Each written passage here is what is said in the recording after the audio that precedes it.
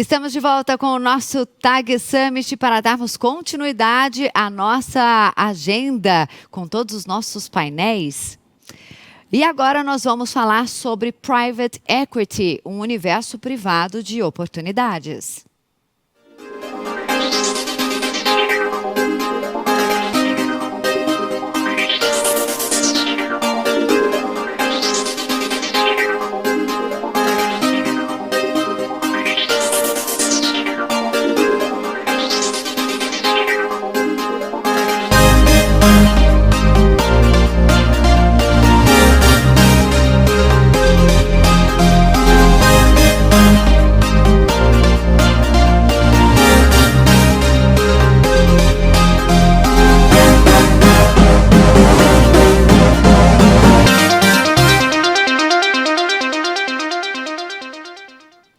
E nós já estamos com os nossos debatedores apostos, também com o nosso mediador que está aqui ao meu lado no estúdio, Dan Cava, para quem eu já vou passar a palavra. Já dou as boas-vindas a todos vocês e passo a palavra a você, Dan. Bom debate a todos. Obrigado, boa tarde a todos. Antes de começar a moderação desse painel, eu queria aproveitar a minha oportunidade aqui no estúdio e nesse evento para fazer um agradecimento especial ao todo o time TAG que colocou esse evento de pé. Acho que muitas vezes a gente liga em casa, conecta e vê excelentes painéis, excelentes debates, bons moderadores, um debate super profundo e amplo, e poucos entendem a dificuldade que tem de colocar um painel desse de pé. Só quem acompanha esse processo ao longo de quase um ano de preparação sabe o quão difícil é isso. Então eu queria deixar aqui, antes de começar o painel, meu agradecimento especial para todo o time, que todo mundo contribuiu um pouco para a gente chegar ontem e hoje e conseguir oferecer esses painéis excepcionais para vocês.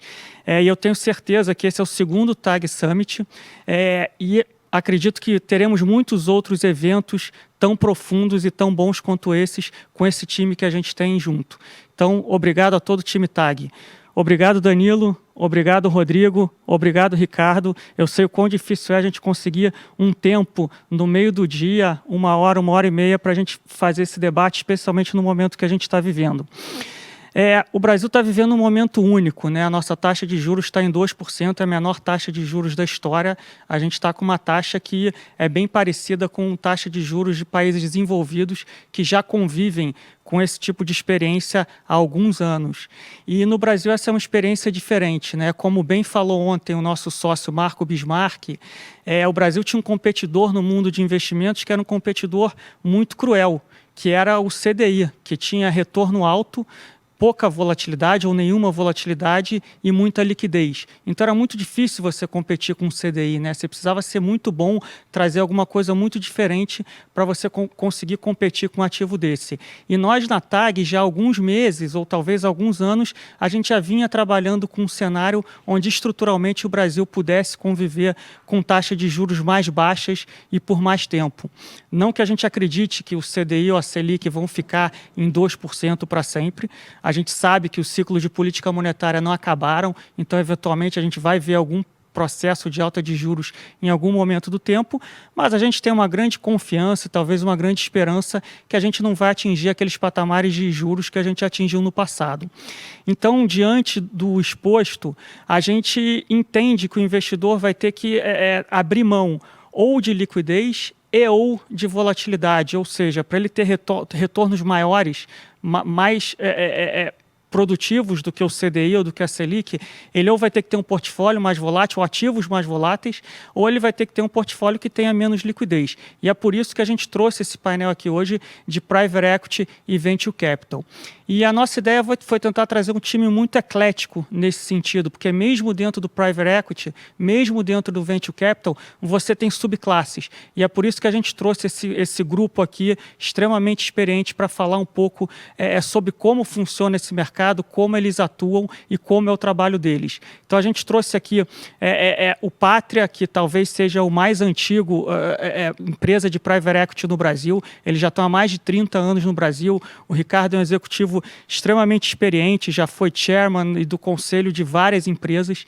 A gente trouxe aqui a Redpoint Ventures, que é um dos venture capitals mais antigos e mais bem-sucedidos dos Estados Unidos e com uma operação no Brasil já há quase 10 10 anos, mas atuando num mercado específico, que é o mercado de tecnologia, que a gente chama de early stage, e a Tricorp, que também é uma empresa de private equity, mas atuando num nicho de mercado de pequena e média empresa, onde você não tem empresas, às vezes, que estão no mainstream ou setores que estão na moda, mas talvez onde você possa ter potencial de crescimento muito grande, e o Danilo veio falar um pouco sobre isso. Então, sem me alongar muito mais, eu queria abrir aqui a palavra para eles. Eu vou pedir que cada um fale um pouco sobre a sua carreira e principalmente sobre a sua empresa e como eles atuam nesse mercado de private equity e venture capital. Vou começar com o Danilo, que está conosco aqui no estúdio, depois a gente passa para o Ricardo e para o Rodrigo. Obrigado a todos. Dan, super obrigado de novo pelo convite. A parceria com a TAG é algo que nós valorizamos muito lá na Tricorp. E parabéns pela iniciativa de vocês gerarem tanto conteúdo, esse summit, o teu blog de macroeconomia, as conversas que vocês têm promovido com os investidores para aproximar, né, os gestores das famílias e das pessoas físicas que estão descobrindo essa classe de ativos. Então, parabéns e obrigado de novo. Meu nome é Danilo Soares, sou um dos sócios da Tricorp. A Tricorp, em rápidas palavras, é uma gestora de private equity focada na tese exclusiva de growth, que é capital de crescimento para empresas que já provaram seu modelo de negócio e estão na faixa de faturamento entre 50 e 400 milhões de reais.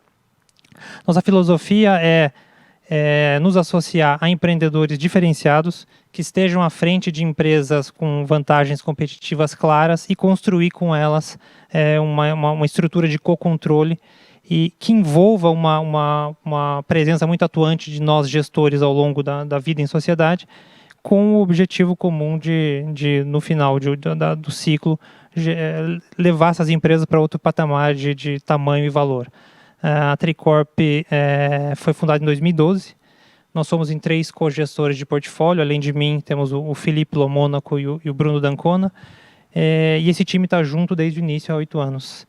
E finalizando a introdução, a Tricorp hoje está com 500 milhões de reais sob gestão. Estamos em fase de captação e investimento simultâneo do nosso terceiro fundo de private equity, pelo qual nós já fizemos 3 investimentos e, se der tempo, depois nós podemos entrar em alguma tese.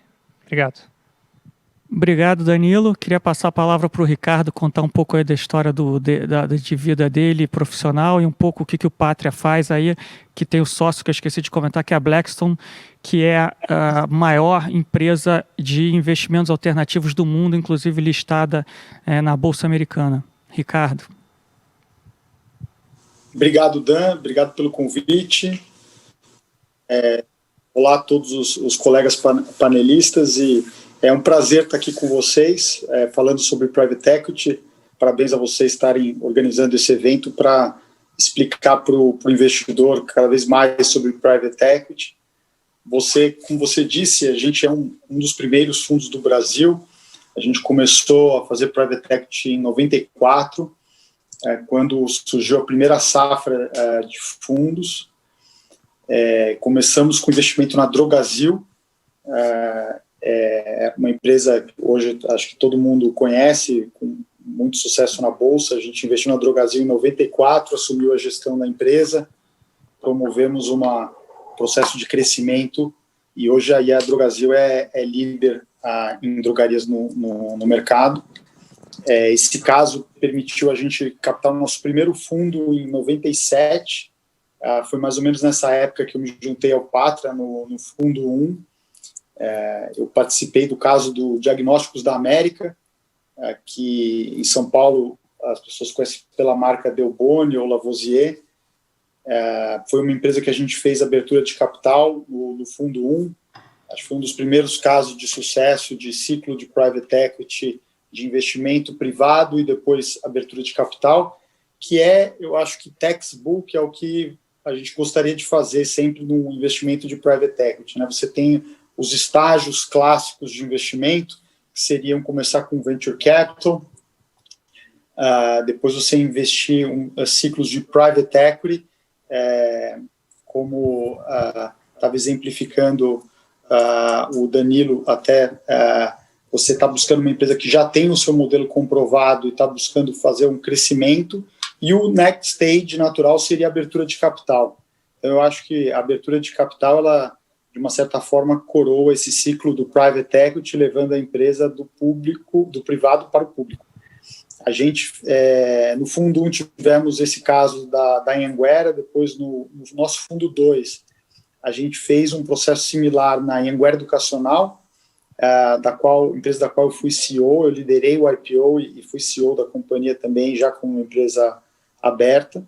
A gente teve também uma abertura de capital no fundo 2, que foi a Activity, que é uma empresa de TI, até hoje é líder no mercado, em serviços e data centers. E ao longo desses anos a gente foi crescendo os nossos fundos, sempre com foco de investimentos de controle, com sócios, que normalmente são os empreendedores que criaram as empresas nas quais a gente investe, mas sempre buscando o controle da estratégia, onde a gente coloca capital. Normalmente a gente faz mais de uma transação. É muito comum na nossa história a gente fazer consolidações de mercado. Vários dos casos a gente tem mais de uma dúzia de aquisições, combinando uma série de pequenas e médias empresas para fazer uma plataforma maior, para buscar abertura de capital ou, em alguns casos, venda também. A gente está já no nosso 6º fundo. Eu falei do fundo 1, era um fundo de 200 milhões de dólares. O nosso fundo 6 é um fundo de 2,7 bilhões de dólares, que é o fundo que nós estamos investindo hoje. A gente captou esse fundo em 2019. O fundo anterior a esse, que está 100% investido, era de 1,8 bi de dólar. Então, a gente tem conseguido sempre crescer os nossos fundos numa gradiente de cerca de 50% de crescimento a cada fundo, que eles são, em média, de 3 em 3 anos, a gente capta um fundo dessa família de private equity. A outra estratégia que nós fizemos mais recentemente, adjacente, tem sido cada vez mais comum, tem sido investimento de private equity em public markets. Nós estamos fazendo isso há alguns anos com muito sucesso. Tem sido uma estratégia com um retorno muito atraente. A gente tem entregado mais de 30% ao ano de retorno nessa estratégia nos últimos 6 anos, que é um retorno até acima do target nosso para private equity. E nessa estratégia a gente compra participações relevantes em empresas abertas, se insere na governança e exerce um papel de acionista, que seria de acionista privado, que é de ter governança, no entanto, numa empresa aberta. Então, esse é um momento em que o privado tange aí na estratégia de público. Então, é isso. A Pátria, só as a whole, né, a gente tem 14 bilhões de dólares under management. Você falou mais de 30 anos de história. A principal área é a área de private equity, da qual eu sou o CIO, e também sou o CIO de Public Equities, dessa estratégia de governança que eu descrevi. A segunda família maior de fundos nossa é a família de infraestrutura, que tem característica também de deus privados, no entanto, especificamente nos segmentos ligados à infraestrutura. Temos também fundos de real estate e fundos de crédito, que são áreas que estão em crescimento. Com isso, eu concluo aqui. Se tiver alguma pergunta.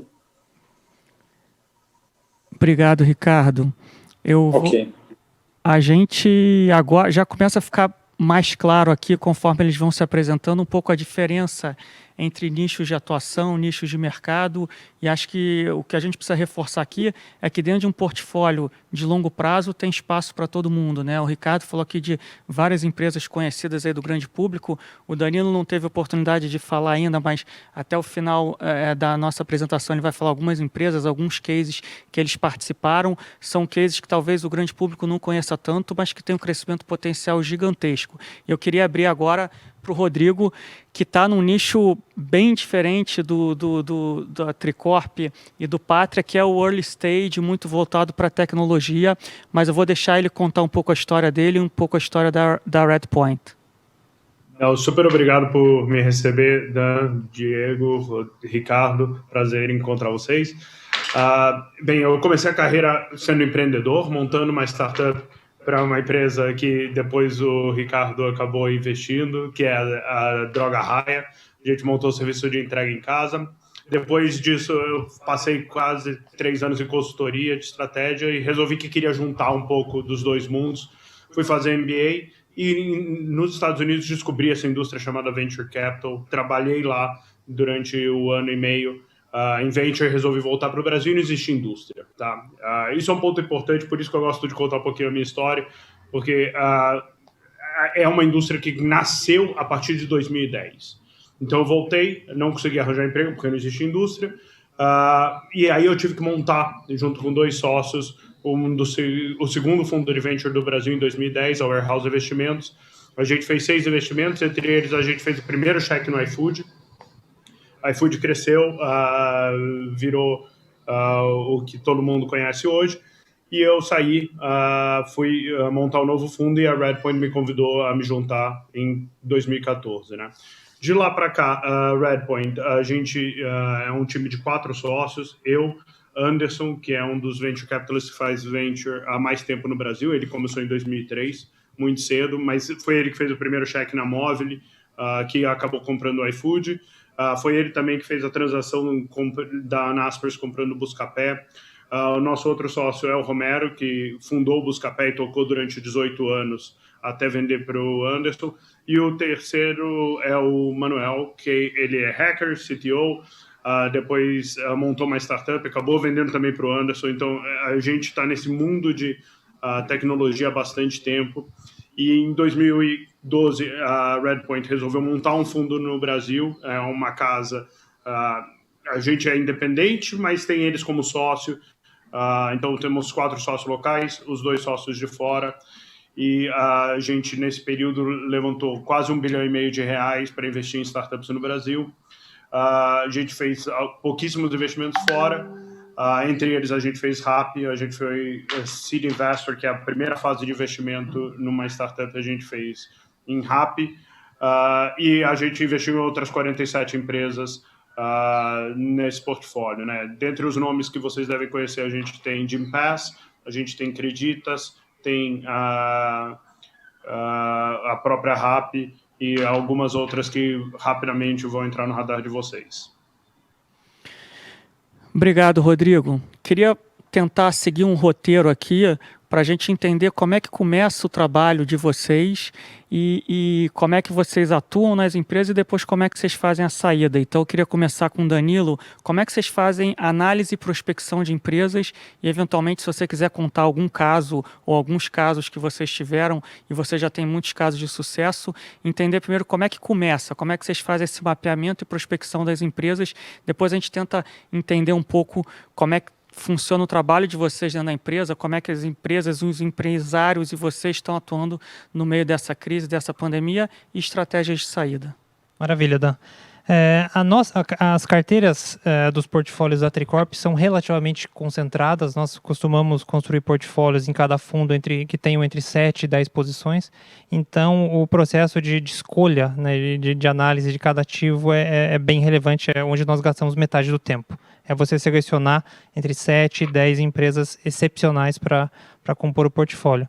Então, o processo começa normalmente com um estudo do setor. Nós temos 4 setores principais de atuação, então setor é uma coisa que nós não gastamos tanto tempo por já estarmos confortáveis com cada um dos setores, assim, para passar aqui eles: consumo e varejo, saúde, tecnologia e serviços especializados. Então, nós começamos com análise setorial e logo descemos para o nível da companhia. No nível da companhia, acho que a primeira fase é entender números. Então, é se debruçar em balanço, em demonstrações financeiras, notas explicativas quando aplicável, e entender de forma bem granular como a companhia ganha dinheiro em cada transação micro, que é o que o pessoal chama lá de Unit Economics, que é um termo que se usa muito para tecnologia, né? Mas acho que todo setor, toda empresa você tem que analisar como ela ganha dinheiro no micro. E aí nós passamos a interagir muito com o management, e como são transações negociadas, nós costumamos fugir de deals competitivos, então nós temos um management só para nós, interagimos muito com eles e fazemos um assessment, né, de projeções, e começamos a construir nossas projeções em um modelo financeiro. É óbvio que modelo financeiro é commodity, assim, é obrigatório fazer, mas não é daí que vem os grandes insights, para você ter uma visão diferenciada sobre aquele negócio. Então, o modelo, né, a análise financeira é muito adicionada complementada, pelas confirmações independentes. Então, é um trabalho de sola de sapato. Então, ir falar com concorrentes, com clientes, com fornecedores, visitar os sites, visitar as lojas, as plantas, seja lá o que for, né, dependendo do que a empresa faz, conversar muito com consultores setoriais, e aí você vai construindo, né, a tese. E acho que a terceira etapa, que acho que tão ou mais importante, principalmente no nicho nosso, é pessoas. Como é um casamento de potencialmente meia década, até mais, nós gastamos muito tempo ao longo de um processo que normalmente leva de 6 a 9 meses para entender pessoas, entender o time, né? Qual é o caráter, qual é a resiliência, o que na crise se provou muito importante, e qual é principalmente a capacidade de entrega desse time de gestão. E acho que com isso, com esse mosaico de informações, nós voltamos para o comitê, nos debruçamos e vamos construindo a nossa convicção para daí partir para uma proposta, né? E eu acho que a última fase é a questão do valuation, para partir potencialmente para uma proposta. E só para, assim, são todos esses passos, por exemplo, que nós mais recentemente investimos numa empresa. Os 2 últimos investimentos nossos foram na área de consumo e varejo. Nós, no final do ano passado, investimos na rede de hamburguerias Cabana. Muito pessoal que mora em São Paulo, uma rede bastante conhecida, que é a rede líder, que mais bem votada e mais admirada aí pelo público apreciador de hambúrguer. Uma rede de 10 lojas, 60 milhões de faturamento, e nós tínhamos uma oportunidade lá de fazer um cash out de alguns fundadores que não estavam no dia a dia, e implementar uma expansão muito rápida, muito parecido com o que o Shake Shack fez lá fora, né? O Shake Shack é uma rede que seria uma rede mais ou menos comparável com o Cabana. O Shake Shack é uma empresa que hoje vale 2 bilhões e pouquinho de dólares, mais de 50 vezes EBITDA. Então, obviamente que nós pagamos uma fração disso. Mais recentemente ainda, coisa de um mês atrás, nós fechamos um investimento na rede, na empresa uma empresa de acessórios no setor pet, de animais de estimação, chamada Z-Dog, empresa do Rio de Janeiro, com também 3 empreendedores super diferenciados. Eles conseguiram construir uma tese bem diferente ao longo desses últimos 8 anos, que é criar uma marca própria no setor pet. Então, eu acho que é um bom exemplo, porque no setor pet, né, que agora também os investidores estão olhando mais por conta do possível IPO da Pets, aí que está na rua. O setor pet é um setor que nós estamos olhando há uns 4, 5 anos, e nós fomos olhando as diversas verticais do setor. Olhamos muito fábrica de ração, olhamos alguns varejistas menores, concorrentes da Pets menores, olhamos distribuidores, a cadeia de distribuição, né, que faz os produtos chegarem aí nos 15 mil pet shops, e acabamos achando uma empresa, que é a Z-Dog, que criou um negócio único, que é uma marca de lifestyle no setor pet, e que consegue cobrar um prêmio sobre o produto porque tem branding, e que agora está indo para o varejo através de uma pegada totalmente digital, através de um aplicativo com entregas de produtos próprios e de terceiros, com entrega em 50 minutos em alguns bairros na Grande São Paulo e na Grande Rio. Então, para dar um pouco do panorama aí dos nossos últimos investimentos. Muito interessante que no nicho que a Tricorp atua, que é o nicho de pequena e média empresa, agora eles já estão até com empresas que a gente pode considerar mais medianas, não tem muita concorrência, né? Então eles vão atrás da empresa, eles acham onde eles querem investir, acham o melhor empreendedor e a melhor empresa naquele nicho. Eu estou curioso para saber que eu imagino que no caso da Redpoint, dado o histórico deles no mercado de tecnologia, os empreendedores já devem procurar eles, né? A gente vai falar em breve aqui com o Rodrigo. E no caso do Ricardo Pátria, dado o tamanho que o Pátria tornou e a experiência que eles têm, a gente ouviu nomes aí muito conhecidos do grande público. Eu imagino que a concorrência deve ser maior, mas deve ter muita empresa que também procura eles em busca de capital. Então, queria ouvir um pouco como é que é esse processo no Pátria e depois o Rodrigo fala um pouco como é que eles acham essas empresas aí no ramo de tecnologia. Imagino que muitos empreendedores devem procurá-lo já atualmente, dado o histórico deles no mercado. Ricardo? Bom, o nosso processo, a gente gosta de fazer um processo que a gente chama de top-down, que é um processo de partir da estratégia e aí buscar os ativos, né? Então, a gente não busca investimentos de uma forma ampla e aleatória no mercado, ou seja, a gente não está conversando com todas as empresas do porte que a gente busca que estão buscando recursos, a gente não recebe esse inflow de propostas e avalia isso em função dessas demandas. O que a gente busca é definir quais estratégias a gente quer promover. A gente faz essa análise partindo de uma leitura que a gente tem do desenvolvimento da economia na América Latina. Lembrando, o Pátria, cada vez mais, ele investe fora do Brasil, então a gente tem a maioria do nosso investimento no Brasil, mas cada vez mais diversificando para fora. A gente define, então, quais os setores que a gente acha que tem melhor dinâmica de crescimento e tem também transformações que geram oportunidades de investimento de private equity. Uma vez identificados esses setores targets, a gente vai definir uma tese de investimento para esse setor e aí vamos buscar promover essa tese buscando targets específicos que possam nos ajudar a construir essa tese por meio de aquisições e também investimentos de crescimento orgânico. As nossas aquisições, as nossas plataformas, elas normalmente têm múltiplas aquisições, como eu já falei. A média total de número de aquisições por investimento nossa é de 5, sendo que mais recente, acho que até é maior do que isso.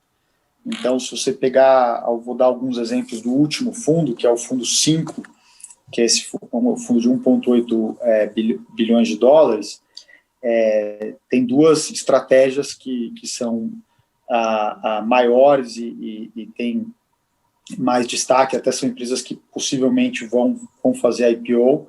A gente tem um plano de saúde verticalizado, que é parecido com uma Apvida, uma Intermédica. A gente já fez mais de 10 aquisições nessa plataforma e é uma empresa que já está em um tamanho que viabiliza buscar um IPO. A empresa que chama Athena Saúde, é um caso de extremo sucesso, uma plataforma muito, muito competitiva, que tem uma performance financeira extraordinária e construiu essa plataforma nacional por meio de aquisições e crescimento orgânico. Outro caso que ilustra bem também é um investimento que a gente fez no Fundo 5 também em agro. A gente tem uma empresa líder de distribuição de insumos agrícolas na América Latina, a presença principal no Brasil, mas a gente está presente também na Colômbia, como somos líderes na Colômbia, e a gente distribui fertilizante, semente e defensivo para produtor agrícola. Esses dois setores que eu mencionei, eu acho que até eles ilustram bem o pensamento estratégico que a gente faz, né? A gente definiu saúde e agro como dois setores que são muito interessantes para investir na América Latina. Saúde, de uma forma bem simplista, você tem envelhecimento da população, você tem o crescimento do gasto em saúde, então é um setor que está crescendo e ele tem um crescimento por fundamentos e que passa muito, quase que ileso às crises econômicas. Você tem um sofrimento marginal, mas ele é bem anticíclico. E a mesma coisa em relação ao agro, né? Você tem o agro é uma máquina de crescimento do Brasil, é o setor em que o Brasil é mais competitivo. Então, o agro ele cresce acima do PIB todos os anos, e mesmo em anos quando o PIB está caindo, o agro está crescendo também. A gente acha que isso continua ainda por muitos anos, então a gente acredita muito no agro, não só para o Brasil, mas a América Latina como um todo. Isso se comprovou agora, a gente teve um ano excelente na empresa agro. O agro, ele parece que nem percebe a crise, ele não recebeu a comunicação, não avisaram para o agro que estava tendo uma crise, e continuou crescendo de uma forma, aliás, foi um ano excelente do agro no Brasil e para a nossa empresa. Então, eu acho que você vê esses dois exemplos como, eu acho que muito do sucesso no investimento de Private Equity é você saber se posicionar bem, saber escolher o setor certo e a estratégia certa. E acho que a outra parte fundamental é a execução.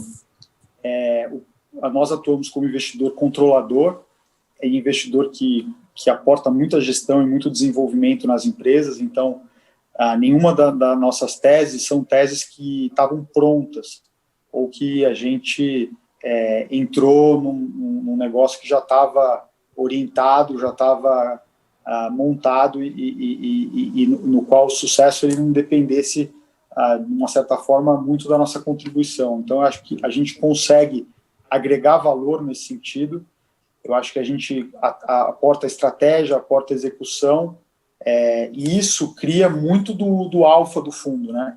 Eu acho que uma das melhores formas de você, como investidor, criar alfa, né? Quem está ouvindo você conseguir performar melhor do que o mercado, é você mesmo ser o agente daquele alto performance, né? Quer dizer, se você tem uma coisa que você faz que a sua própria atuação ela gera essa eficiência, esse alto performance, então você está favorecendo você ter esse alto performance em relação ao mercado. A gente acredita muito que a gestão ela é um componente importante do que a gente conseguiu ao longo dos anos entregar de consistência de performance. Obrigado, Ricardo. Acho que a gente está aprendendo bastante coisa aqui hoje. Tanto o Danilo quanto o Ricardo falaram uma coisa que eu acredito bastante, que é execução, né? São pessoas. E eu acho que isso para o mundo de tech vale ainda mais. Já vou abrir para o Rodrigo falar um pouco como é que eles fazem a captação e prospecção de empresas, mas acho que no mundo de tech, eu estudando bastante a respeito, hoje em dia fazer a programação, criar algo novo, muita gente pode fazer essa mesma programação, mas como você vai executar isso é que vai ser relevante, né? Porque o Facebook virou o Facebook e não o Orkut, né? Quem, pelo menos é da minha época, ainda lembra do Orkut, que acabou saindo do mapa. Então, acho que eu queria entender um pouco do Rodrigo, como é que a Redpoint faz a prospecção e análise de empresas, como é que os empreendedores chegam a eles e como é que eles veem essa parte de execução. Acho que aí o nosso mercado é bastante diferente do mercado de Private Equity, né? Em Private Equity você consegue identificar a tese ou identificar a empresa e ir atrás. A gente não consegue fazer isso tão bem porque muitas dessas empresas simplesmente não estão no radar, ainda estão na garagem, não estão começando a ser criadas, né? Hoje a gente olha 2.300 empresas por ano, vai fazer um investimento em 7 a 11, então na hora que você olha esses números você fala, putz, a seletividade é bizarra, mas a real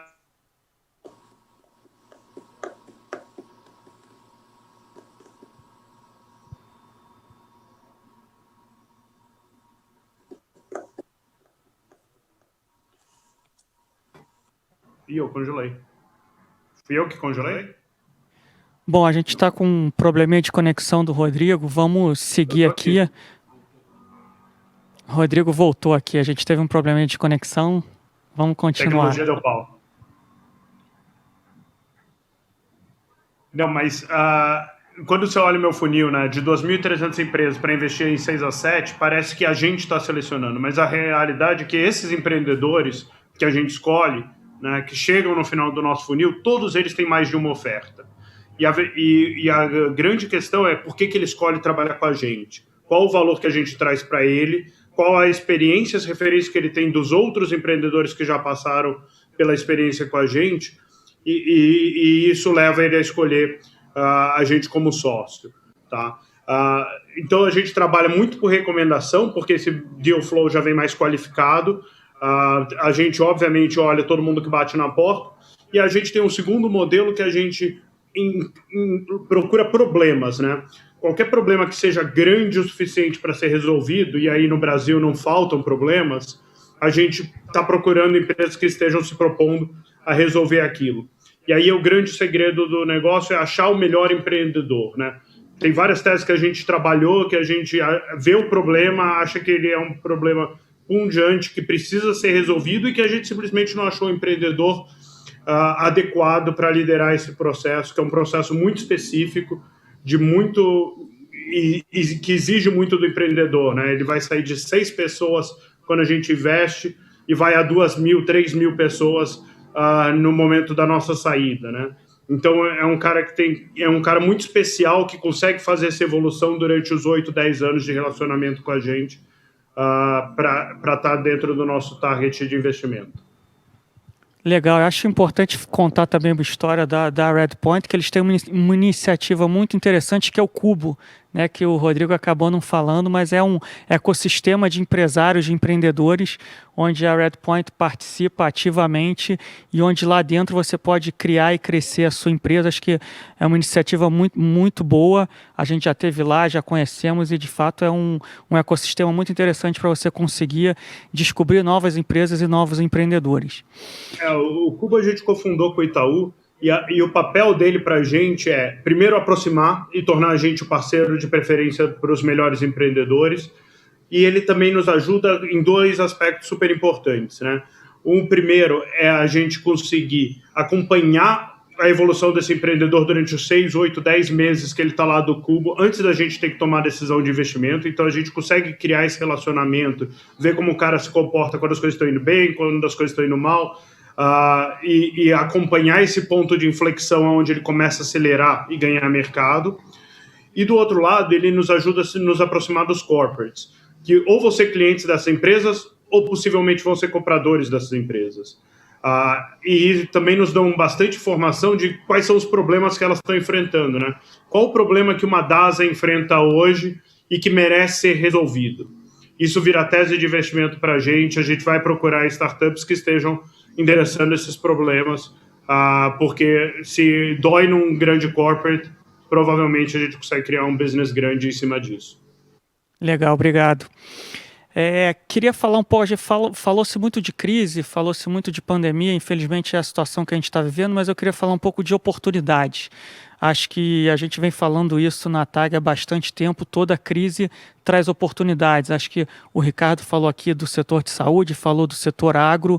A gente tem visto o que está acontecendo, principalmente na Bolsa Americana e na Bolsa Brasileira, com as empresas do setor de tecnologia crescendo absurdamente, né? Tanto valorização das ações como o próprio business crescendo, mas acho que em todas as áreas existem oportunidades. Acho que o Danilo está aqui, ele pode contar um pouco para a gente alguns cases e do que eles estão vendo de oportunidades. A gente já conversou bastante do case de Cabana, algumas oportunidades que não existiam antes da crise, que com a crise passaram a existir, especialmente se a empresa está bem capitalizada e se a empresa está sendo bem gerida. Então, eu queria entrar um pouco no âmbito dessas oportunidades que a crise tem gerado, principalmente para a economia real. Acho que são 2 pontos aqui, né? Acho que um primeiro bolsão aí para endereçar essa pergunta é a questão das oportunidades no âmbito das empresas que já estão no portfólio. E aqui nesse caso, você tocou no exemplo do Cabana.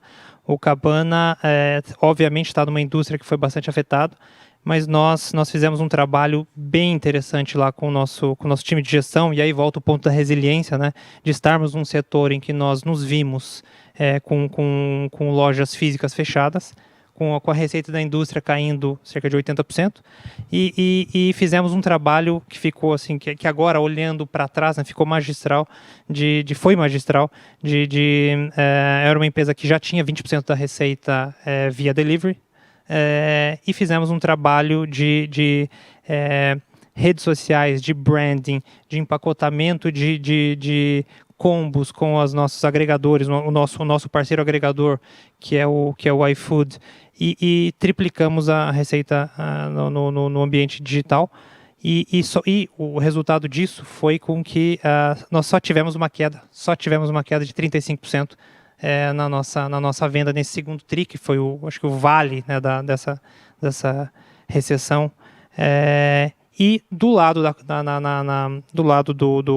parte financeira, fizemos um trabalho. Nós temos também esse time de gestão que nós trouxemos no mercado. Nós trouxemos o ex-CFO do Outback lá para o Cabana, e ele fez um trabalho também magistral conosco, ajudando em redução de custo, contenção acho que num momento como esse, contenção de caixa, redução de custo. Fizemos alguns cortes, sim, de pessoal, e o resultado disso foi que nós acabamos tendo EBITDA positivo no nível da loja no segundo trimestre, que eu acho que, assim, talvez são raros os casos de, eu acho que, uma rede de restaurante que teve EBITDA positivo no nível da loja. Como nós privilegiamos sempre cash in, transações de aporte de capital, apesar de não termos um bias, não termos uma vedação na nossa política de fazer transações secundárias, nós havíamos capitalizado a empresa de forma muito, muito agressiva, e agora surgem as oportunidades de expansão em termos mais atrativos para a companhia. Então, expansões de lojas novas que nós estávamos visualizando tiers de 25%, agora nós estamos visualizando, mesmo com uma demanda um pouco menor no curto e médio prazo, porque ainda tem o temor, né, da questão do vírus, nós estamos vendo tiers de 35% a 40% em certas expansões geográficas no nível da companhia. Então, acho que é só para contar um dos casos aí de onde surgem oportunidades, no caso do Cabana, uma expansão bem mais barata, bem menos custosa. E acho que na outro bolsão, na parte de novos investimentos, nós ainda não estamos vendo de forma super, super clara os preços dos ativos privados caindo. Até porque são ativos privados, não tem preço na tela, e os seus comps públicos, né, caíram muito e agora voltaram, né, bolsa em 102 mil pontos, mais ou menos. Então, ainda nós não estamos vendo oportunidades em termos de preço, mas o que nós estamos vendo, sim, e aí acho que faz parte, tá no contexto daquele teu ponto inicial da tua introdução sobre esse mundo novo de juro curto, de 2% nominal. Nós estamos vendo uma sede dos empreendedores que já construíram essas empresas com o modelo comprovado de buscar sócios. Eles estão vendo que lá na frente, uma empresa típica que nós olhamos, 100 milhões de faturamento, 15 milhões de EBITDA, eles estão vendo um norte daqui a 3, 4 anos, chegando nos seus 100 milhões de EBITDA, de um potencial IPO. Então, nós estamos vendo uma dinâmica mais de curiosidade das empresas buscando um sócio financeiro. Então, isso está movimentando bastante nosso pipeline nesses setores aí de atuação nossa. Então, o que é bastante positivo. Muito bom, a gente vê que mesmo na crise a gente tem enormes oportunidades. O Ricardo citou aqui o setor agro, que acho que hoje em dia é o motor do crescimento do Brasil, né? Acho que ele que tem levado o Brasil, dado que o resto, a situação é bem caótica, e o setor de saúde, que acho que ficou mais em foco ainda com essa pandemia. Tem algum outro setor, vocês atuam muito em infraestrutura, vocês veem algo nesse setor de infraestrutura, algum outro setor que vocês estão vendo alguma oportunidade relevante? Eu acho, você mencionou, né, os dois setores, esses dois setores são prioridade nossa, eles performaram em geral bem na crise. O setor de saúde ele tem um pouco de resultados mistos, onde, por exemplo, o plano de saúde foi muito bem, e alguns dos nossos investimentos na área de serviço, em função das unidades terem que fechar, sofreram mais no curto prazo, mas já estão recuperando quase tudo. Então, eu acho que essa crise ela pegou todo mundo assim com um fator inesperado, afetou os negócios de uma forma muito desigual, né? Negócios que tinham uma exposição mais a atendimento de público, eles sofreram de uma forma muito brutal, né? Então, um outro setor que a gente tem foco, a gente foca em setor de alimentos, também é um setor importante para nós, e nesse setor você teve o resultado misto, como o Danilo falou. Acho que o setor como um todo ele é resiliente, mas na parte de food service, no que é atendimento, ele sofreu mais. Então, a gente tem um negócio importante que a gente tem a distribuição de alimentos para food service. A gente tem uma distribuidora que tem distribuição fria e de ingredientes para food service, um negócio de alto crescimento, que está indo muito bem. Ele sofreu no curto prazo em função dos restaurantes estarem fechados, mas já está recuperando rápido, e a gente não muda a nossa opinião tanto em relação à alocação de setores por causa dessa crise da pandemia. Eu acho que você tem um impacto de mais longo prazo em hábitos de consumo, como, por exemplo, você falou de tecnologia. Eu acho que tem uma convergência mais rápida para compras online, para serviços online, que eu acho que ela fica, uma grande parte dessa conversão fica. Eu acho que alguns hábitos, como, por exemplo, viagens de negócio, ou esse hábito que a gente está tendo de reuniões remotas por Zoom, ou trabalho remoto, ou trabalho at home, eu não acho que isso vai ficar como está, mas uma parte dessa transformação ela vai ficar. Então, eu acho que tem uma transformação de hábitos de consumo, mas as nossas teses, elas não mudaram assim por completo em função da pandemia. Eu acho que a gente está... os nossos setores foco no Private Equity, eles continuam mais ou menos os mesmos, com algumas adaptações. Em infraestrutura, a gente investe muito em energia, investe em logística, por exemplo, concessões, onde a gente sentiu uma queda de volume no pico da pandemia, já está voltando quase que tudo. Então, também em infraestrutura também estamos mantendo o foco. Acho que não teve das nossas principais teses lá de infraestrutura, que é logística e energia. A gente não teve assim, não está mudando isso estruturalmente por causa da pandemia. Ótimo, estou curioso agora para saber, nesse ecossistema aí de tecnologia, o que vocês estão vendo aí de oportunidades, que as empresas do portfólio de vocês estão conseguindo gerar aí de retorno no meio dessa crise, dessa pandemia. Que vocês, quando vocês olham para frente, que setores do mercado vocês estão vendo como mais propensos a investimentos? Vamos lá. Acho que tem alguns efeitos importantes, né, no portfólio. Algumas poucas empresas sofreram bastante, né? Você pega gente que está em travel, em hospitalidade, viu o faturamento despencar muito rápido, né? Mas são poucas. A grande maioria conseguiu fazer uma transição bastante rápida. Então, depois de um mês e meio, ali andando de lado, tentando achar um novo modelo, né? A gente já vê todo mundo crescendo de novo, e tem poucas também que estão se beneficiando de maneira muito forte, né? Então, a gente tinha acabado de fazer um segundo round numa empresa de mental health, né, de apoio psicológico, e essa empresa em 15 dias quadruplicou, continua duplicando mês sobre mês até agora. Então, algumas mudanças são importantes. A gente tem uma outra empresa que fornece uma alternativa ao fretado e ao transporte público, no transporte recorrente de casa para o trabalho, que essa empresa multiplicou por 8 vezes em um mês, porque as pessoas simplesmente não querem mais pegar o transporte público para ir trabalhar. Então, a gente viu as empresas com muita agilidade, mudando a proposta de valor, adaptando a nova realidade, e isso foi super importante para elas.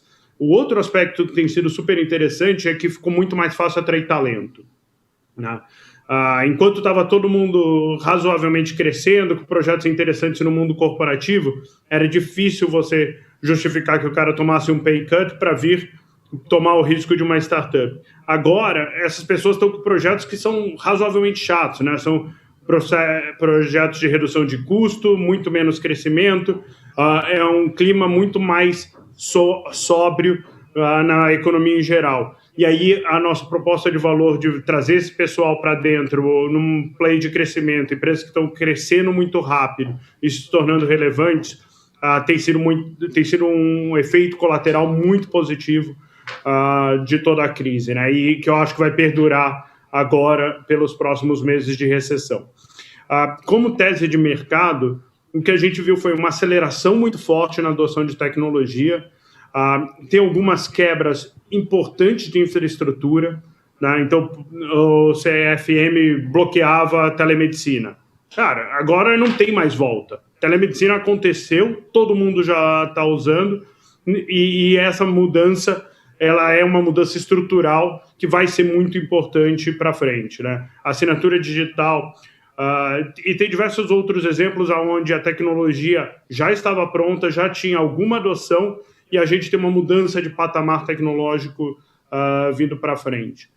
E como tese no mais longo prazo, acho que agora, primeiro, o mercado cresceu, né?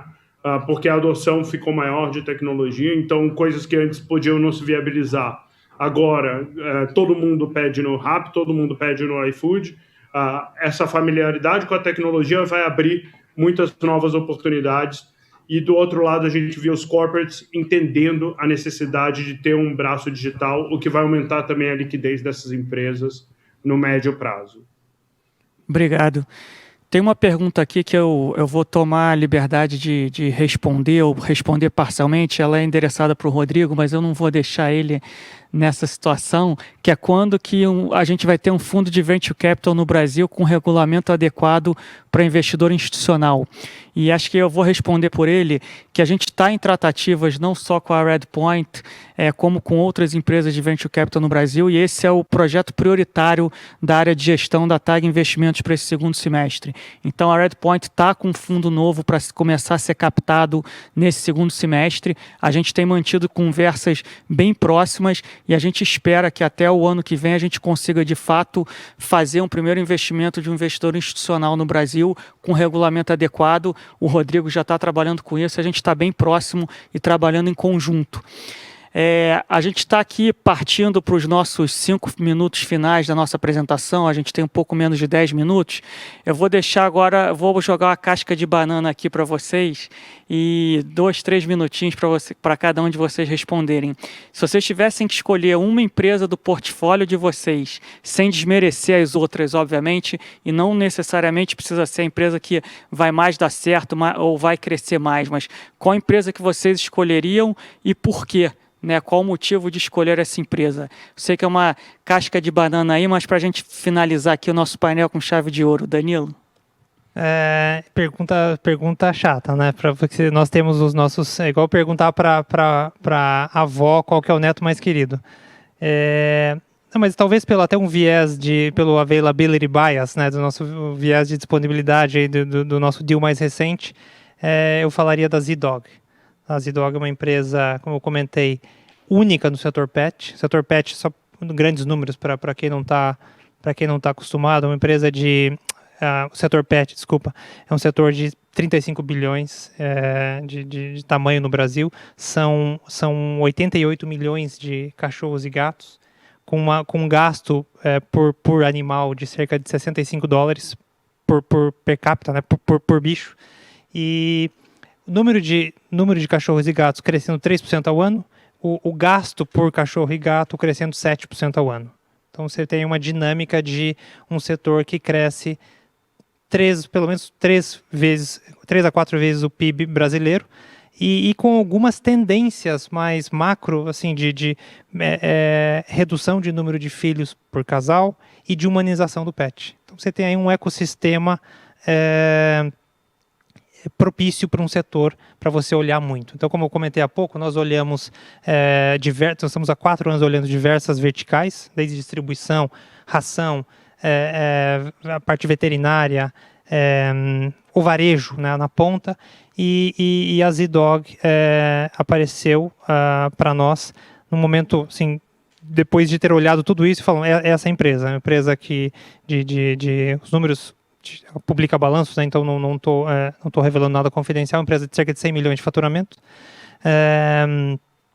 com o foco em ter criado um produto e uma marca de qualidade com o qual o consumidor se identifica. Então, o pet owner não compra a coleira, qualquer coleira para colocar no seu cachorro. Ele quer se identificar com aquela marca e quer que o cachorro vista aquela marca para ele andar com o cachorro no parque. Então, os meninos, lá são 3 fundadores, amigos no Rio, conseguiram criar algo realmente muito especial e conseguiram trabalhar um retorno sobre o capital muito atrativo. A empresa recebeu, antes do nosso aporte, um total de 5 milhões de total funding e depois, com lucros acumulados, uma empresa 10 milhões do lado direito do balanço. Então, ela rodava já antes da nossa entrada a 70% de ROIC. Então, nós vimos ali alguns canais, né, de oportunidades bastante atrativos, que os Estados Unidos. Então, ainda é surpreendente, mas não existe no mundo uma empresa focada em acessórios pet que tenha marca, que tenha branding. Então, já tem um trabalho já sendo feito antes da nossa entrada de Estados Unidos. Tem um trabalho de Brasil, ainda que é o e-commerce aqui. O pessoal com cabeça muito tecnológica, o e-commerce lá já é 1/4 do negócio. E uma terceira business unit também que a companhia está apostando, e foi um dos motivos de nós termos entrado, a divisão nova chamada Zee.Now. Eles viram que o setor pet ainda estava carente de alternativas de e-commerce. Isso 2019, muito antes de pandemia. E muito carente, alguns websites focados em e-commerce, os grandes varejistas com lá, peso de 5% a 10% na sua receita total no e-commerce, e eles gastaram bastante tempo e bastante dinheiro numa solução chamada Zee.Now, que é um aplicativo, app-only, as 2 plataformas, iOS e Android, e de entrega de produtos, não só os produtos da marca Zee.Dog, mas produtos de terceiros em 50 minutos, com o pilar de mini centros de distribuição. Então, em vez de você pedir a sua ração para o seu cachorro para chegar daqui a 2 dias, obviamente que isso vai se expandindo ao longo dos principais bairros de São Paulo e Rio, e aí tem uma tese gigantesca de expansão. Você pede no app o seu saco de ração, o seu antipulga, o seu acessório, a sua caminha, o seu seja lá qual for o acessório, e ele chega em 50 minutos na sua casa. Então, até quem está assistindo e tem cachorro, tem gato, recomendo, porque é muito útil. Então, acho que ele juntou todos os pilares aqui de viés tecnológico. A pandemia veio e fez essa business unit quadruplicar. A empresa uma divisão que nós imaginávamos estar faturando X, está faturando 4X por conta da pandemia. E então temos aí uma rota de crescimento e estamos bastante felizes com a Zee.Dog. Legal. Ricardo. Como você falou, é saia justa mesmo, né? Porque é difícil a gente falar em favoritos, né? A gente tem mais de 20 empresas no portfólio e muitas empresas excelentes, não dá para ficar falando de favoritos, mas acho que um critério aqui para eu fazer um destaque, eu acho que como a gente falou em pandemia, né, em mudança da pandemia, acho que um destaque no portfólio de uma empresa que teve uma transformação interessante justamente na pandemia foi a Alphaville Urbanismo. A gente tem essa empresa que desenvolve os condomínios de casas, empresa que tem uma performance excelente, histórica de crescimento, mas que sofreu bastante com as crises recentes. Então, a gente teve anos difíceis aí em termos de vender os nossos condomínios, mas teve um impulso com a pandemia que foi uma coisa impressionante. Assim, as pessoas não querem morar em apartamento, as pessoas querem morar em casa. Então, a gente teve assim, um push de vendas. A gente está vendendo hoje casas prontas também, além dos condomínios, que é um produto novo, e que a gente teve um timing impressionante. A gente lançou o produto no início desse ano, veio a pandemia, a venda parou para 0 por um mês, porque não dava para abrir estande, e de repente o negócio está realmente com uma força de vendas muito impressionante. Então foi uma das boas surpresas da pandemia, foi o negócio de casas e condomínios no interior. Legal, para a gente finalizar aqui, Nosso minuto final, Rodrigo. Eu vou usar o critério simples, a melhor empresa que ninguém nunca ouviu falar. Porque tem as que todo mundo conhece, que essas são mais fáceis, mas a gente tem uma empresa no portfólio que ninguém nunca viu e que possivelmente é uma das grandes home runs que a gente vai ter no Brasil, que se chama Pismo. Qual que é o problema que ela resolve, né? Hoje os bancos gastam uns 500 bilhões de dólares ano para fazer manutenção de software legado, né? Se você pegar qualquer banco brasileiro, ele está sentado numa tecnologia de 1970, que é um mainframe da IBM. É isso. 85% do dinheiro gasto em tecnologia bancária hoje é para manutenção de legado. E o que a Pismo faz é pegar esses grandes bancos globalmente e permitir que esses caras criem uma proposta e um produto que vá competir com as plataformas mais novas lá no Nubank, né? Essa é uma empresa que hoje ela já deve estar entre as 2 ou 3 maiores instalações de core bancário tecnológico no mundo e ninguém nunca ouviu falar. Então eu escolho a Pismo botar no radar de vocês. A gente não combinou aqui, mas eu conheço a Pismo, que o Ricardo Josué é meu primo, então não foi combinado, Verdade. mas acabou que acontecendo. Bom, obrigado Danilo, obrigado Ricardo, obrigado Rodrigo. Acho que a gente aprendeu aqui bastante sobre o que é o mundo de Private Equity, o mundo de Venture Capital, e a mensagem que a gente gostaria de reforçar é que, com todos os precalços que existem no Brasil e vão continuar existindo, a gente está num ambiente de juros mais baixos e nós, na TAG, acreditamos que os juros baixos vieram para ficar estruturalmente. Então, você precisa estar preparado como investidor a lidar com essa situação. E a gente acha que você vai precisar abrir mão de ou volatilidade ou da liquidez. E a gente acha que investir em Private Equity, investir em Venture Capital é uma maneira excepcional de você ter retornos consistentes ao longo do tempo. O segredo, obviamente, como a gente falou bastante aqui, é a execução. Então, você precisa escolher os gestores corretos e os fundos corretos para que você tenha esses retornos. Obrigado a todos e uma boa tarde. Obrigado. Obrigado.